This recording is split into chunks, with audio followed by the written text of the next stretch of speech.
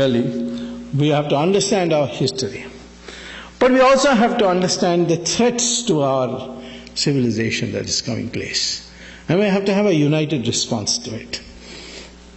In private conversation, everybody talks to me about Muslims and the danger they pose and so on. Well, I suppose they are looking at this terrorism all over the world, and they are not ready like other people to make a distinction.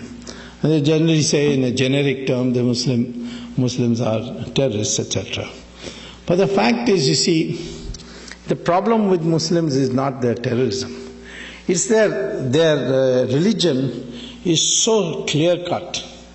And in a sense, we should admire it because they know their mind. We Hindus are the people who don't know their mind. It's like Arjuna sitting in the middle of Mahabharata, in Kurukshetra, saying, "Shall I kill my brother? Shall I not kill my brother?" Or when Karna was down repairing his chariot, and he said, "Shall I kill him now? Is it proper for a Kshatriya to kill him?" Krishna had to tell him each time that he has to do it. So this nagging doubts, the Indians have all kinds of nagging doubts. Whereas the Muslim is very clear-minded. And Muhammad told them the world is in three parts. And the Muslim behavior must be different for each of those parts. First part, he said, is Darul Islam. Darul Islam is where the Muslims are in power. They are in majority, they are in power. And he says there should be no allowance, accommodation for any other religion. So either they must convert or be killed. It's as specific as that in the Sirah and Hadith. So in most of these countries where the Muslims are in power, you can see a total intolerance to the minorities. In Saudi Arabia, we have so many Hindu workers there. Can they celebrate Diwali in Saudi Arabia? No. Can they build a Hindu temple like you are able to build here in the United States? No. Can you even carry the picture of Ramchandra ji in your pocket when you go to work? No. And there are penal offenses if you do it. You can't even have Satyanarayana Puja inside your own house. Now, this is the position of Muslims when they are in majority.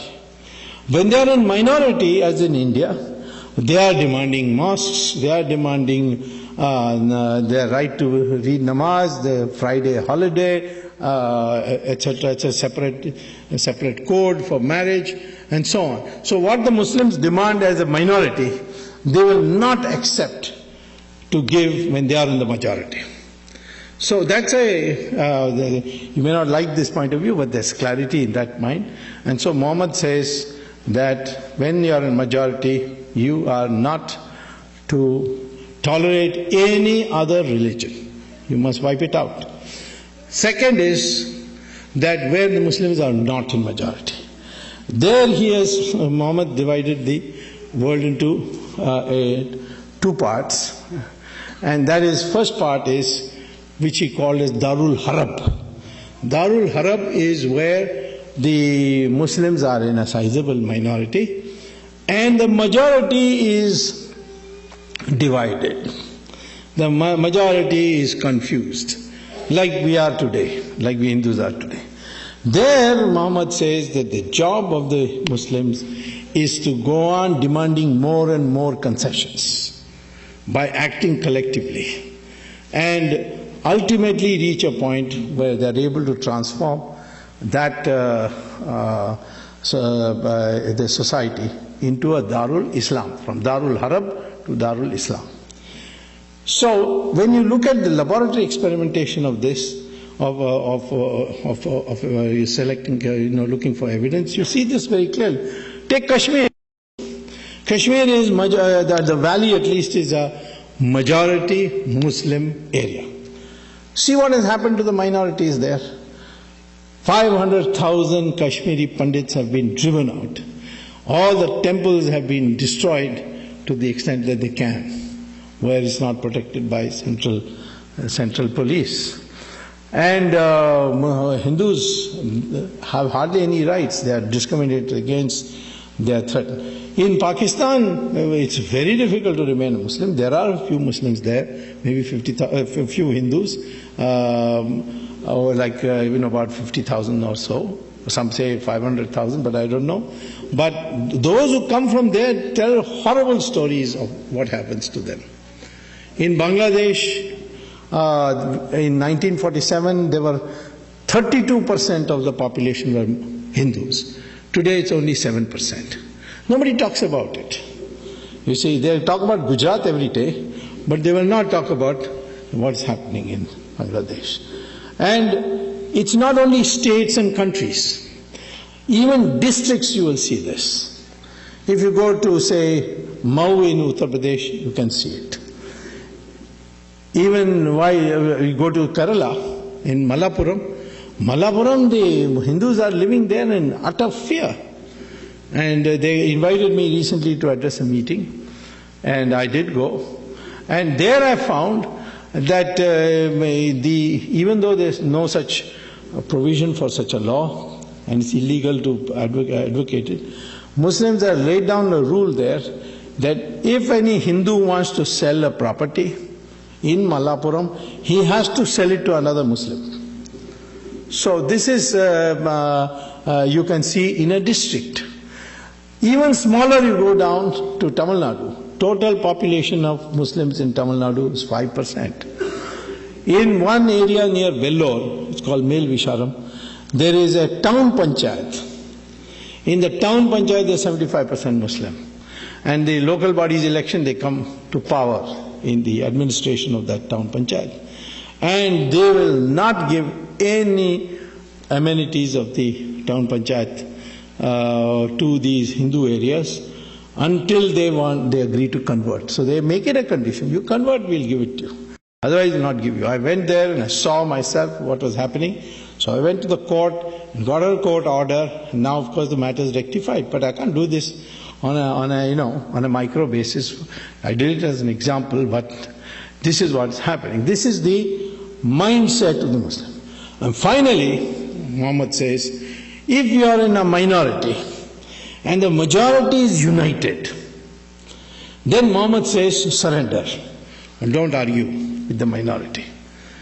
And that's what we see in countries where the majority is united. Australia, one day, Imam said that, I can't, it's intolerable to have a uniform civil code with the Christians in Australia. We need our own Sharia. And I appealed to the Prime Minister to give us Sharia. So Prime Minister was a lady, the next day said, if you want Sharia, my recommendation to you is to go and find another country, because in Australia we are not going to give you a separate code. You will have only a uniform civil code. Now, immediately the following day, all the Muslim organizations passed a resolution saying that this Imam is an idiot or is an imbecile, he doesn't represent us. We are very happy with uniform civil code. So in Australia, the Muslims will accept uniform civil code, but not in India. And this, in the United States also, you can't have a separate, although there are heavy efforts going on. So where the majority is united, the Muslim population is advised by Sirah and Hadith to cooperate, collaborate, capitulate to the majority. And I think there's a lesson for us in that unity. What is the problem today with India?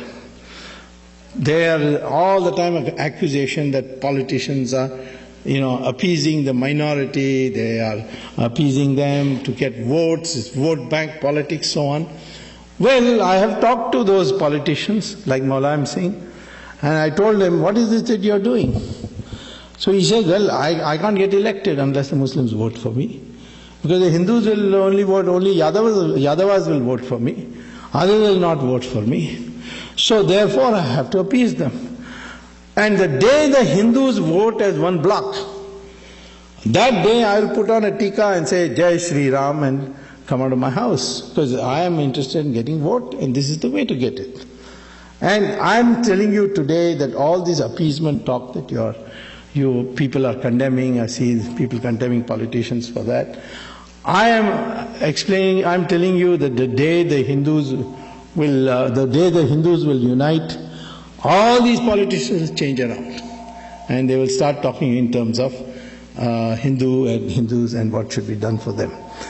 We are 80% or 80 plus. Even today. And if of this half the population decides to vote for a party which stands for Hindus, that party will get more than majority of the seats.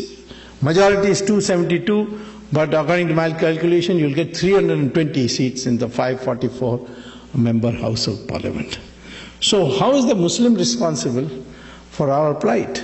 It is we, for lack of unity, for lack of ability to vote, at least once, twice, as Hindus, and say that we, for the sake of protection of our civilization, we are going to vote for a party which will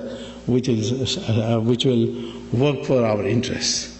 Certainly that party cannot be Congress, because the Congress today has been taken over by Sonia Gandhi, who is answerable only to the Vatican, and she promotes Christian missionary activity. We are not against Christians. Christians can propagate as much as they like in India, but we don't want foreign missionaries to come here to India and poke their noses into our internal affairs.